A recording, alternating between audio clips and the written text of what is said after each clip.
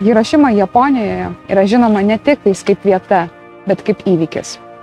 Šiuo metu aš esu Taikos parke. Už manęs yra memorialinis kupolas, vienintelis išlikęs pastatas po šio įvykio. Žinau, kad tiek aš, tiek jūs mokinomės apie šį įvykį iš mokyklinių vadovėlių, žiūrėjome ne vieną filmą, bet būti čia ir matyti tai yra visiškai kas kitko. Ir daugelis iš jūsų paklaus, o ar saugu būti ir lankytis Hirošimoje? Tai yra vienas iš populiariausių klausimų, kurie yra užduodami internete. Taigi 1945 metais, rugpjūčio 6 dieną, 15 kilotonų atominė galvutė buvo numesta ant Hirošimos miesto. Tai yra viena iš 2 vietų pasaulyje, kuri patyrė šią nežmogišką, nenupasakojamą branduolinio skilimo galią. Bet nors pasaulis jau matė ne vieną branduolinę katastrofą, yra daug miestų vaidoklių, tokių kaip miestas Pripet, tokių kaip Černobylis, bet kaip mes matome, Hirošima dabar yra dinamiška, šis miestas kaip niekad klesti. Tai kaip šis miestas išgyveno atominę bombą? Čia yra ir istorija, čia yra ir fizika. Taigi šis epizodas yra apie taip, kaip Hirošima išgyveno atominę bombą.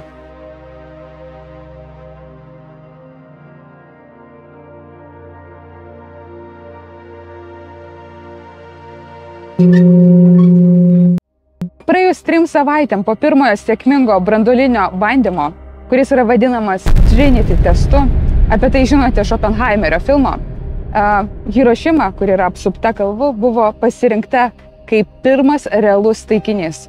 Nebuvo jokio įspėjimo, jokios demonstracijos, tik sprogimas. Ir viskas 1,5 kilometro spinduliu nuo centro buvo visiškai sunaikinta. Visi pastatai sugriauti ir nuo jų neliko nieko. Bet išskyrus šį Genbaku pastato kupolą, kurį matote tiesiai už manęs, apie kurį pradėjau epizodo pradžioje kalbėti. Kaip taikinys buvo pasirinktas čia šalia esantis tiltas. Jis turėjo būti kaip epicentras. Bet epicentras įvyko 150 metrų iš šoną, 600 metrų aukštyje, praktiškai virš šio pastato. Visi, kas buvo jo viduje, akimirksniu buvo nužudyti. Bet jis atlaikė šią sprogimo jėgą, kuri buvo vertikaliai žemyn nukreipta virš jo. Forma irgi išliko. Mes matome dabar plieninės konstrukcijas ir akmeninės sienos, kurios stovi iki šiol.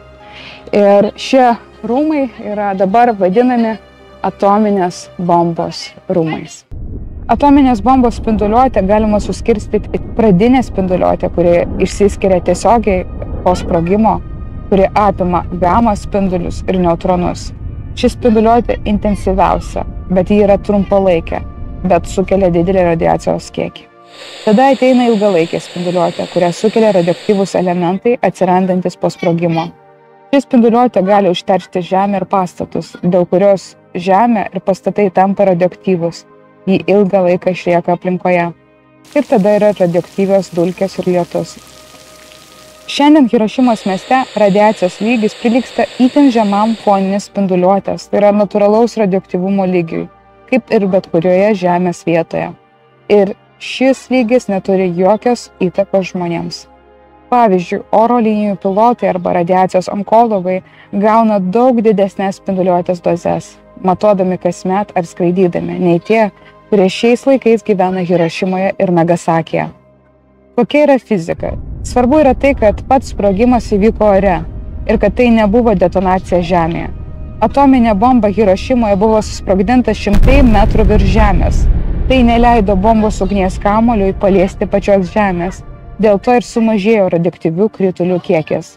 Todėl nepaisant didžiulio sunaikinimo, Hirošima nepatiria ilgalaikio radioaktyvaus užterštumo. Kai atominė bomba sprogsta ore, radiacija susidariusi iš sprogimo daugiausia pasklinda ore ir išsisklaido į atmosferą. Tai reiškia, kad mažesnė dalis radiacijos tiesiogiai užteršia žemės paviršių, dirvožemį ir vandenį. Kai bomba sprogsta ant žemės, radioaktyvios medžiagos gali susimaišyti su dulkėmis, purvu ir kitomis žemėje esančiomis medžiagomis, sudarydamos didesnį kiekį radioaktyvių dalelių. Nepaisant didžiulio sunaikinimo, Hirošima nepatyrė ilgalaikio radioaktyvaus užterštumo. Skirtingai nei Černobylis, kur nebuvo galingo sprogimo, bet ten išsiskiria dideli kiekiai radioaktyvių dalelių, Hirošimoje didžiausia radiacija buvo tik iškart po sprogimo. Antra priežastis yra radioaktyvių medžiagų kiekiai. Deja, mažesnėme plote Černobylyje liko milžiniški radioaktyvių medžiagų kiekiai. Atrodytų, kad ir Hirošimos bomba, ir Černobylio reaktorius energijos gauna iš urano 235 dalymuose. Tačiau Hirošima turėjo tik 46 kg urano, o Černobylis visus 180 tonų urano reaktoriaus kūrui. Černobylis atmosferą ir apylinkės išmetė 1000 kg branduolinių medžiagų. Ir tai yra viena didžiausių priežasčių, kodėl jis iki šiol yra netinkamas gyventi, kodėl jis yra iki šiol miestas vaiduoklis. Iškart po sprogimo viso pasaulio laikraščio antraštėse buvo parašyta, kad dabar apie 70-75 minutus Hirošimoje neaugs jokie medžiai, nei žolė, nei žmonės negalės ten gyventi. Tai buvo milžiniška propaganda, dezinformacija ir tai didino visuomenės baimę radiacijai. Pats Oppenheimeris bandė su to kovoti, teigdamas, kad nėra jokių atliktų matavimų ar mėginių paimta, kiek radioaktyvių atliekų yra Hirošimos žemėje. Todėl tai buvo tikrai didelis gandas, bandymas išgąsdinti visuomenę. Ir aš dabar esu prie medžių, kurie neturėjo augti, kaip buvo teigiama tose antraštėse. Šie medžiai augo iki Hirošimos ir po Hirošimos ir kaip yra parašyta čia, šie Fenikso medžiai buvo nutolę net 1300 metrų nuo epicentro, kuriame susprogo pati bomba. Taip, ta bomba išdegino šių medžius centrus, nuo pat viršūnių matome iki čia, taip, saugimas. Ir šie medžiai yra tikrai tas palikimas, ta atmintis, kaip ir pastatas, jie parodo, kad gyvybė Hirošimoje klesti iki šiol. O šį epizodą pabaigti norėčiau istoriją, kaip popieriniai gervės sparnai tapo Hirošimos miesto simboliu. Istorija yra apie 2 metų mergaitę Sadako Sasaki. Jai buvo lygiai 2 metai, kai įvyko sprogimas virš Hirošimos miesto. Ši mergaitė stebuklingai išgyveno šį atominės bombos sprogimą, nepatirdama jokių sužalojimų. Bet po 10 metų medikai diagnozavo jai leukemiją ir davė tik 1 metus išgyventi. Ir ji iškėlė savo tikslą per metus iš popieriaus sulankstyti 1000 gervių, kaip taikos simbolį.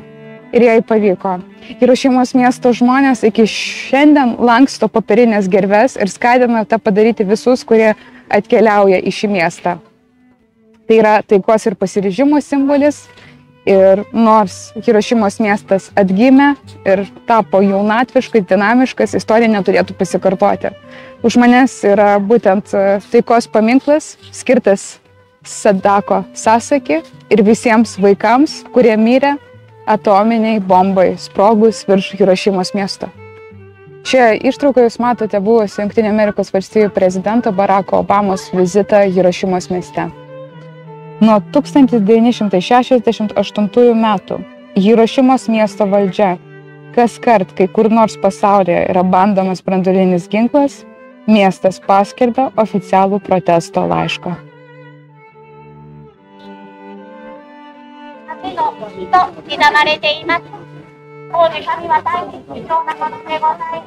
Labai svarbi yra žmonių dvasia, kurie praėjus kelioms dienoms po bombų sprogimo jau atstatinėjo namus, parduotuves, valė tramvajų bėgius nuo griuvėsių. Jie norėjo pradėti iš naujo. Ir tą dvasią galima jausti ir šiandien. Ir tai labai įkvepia.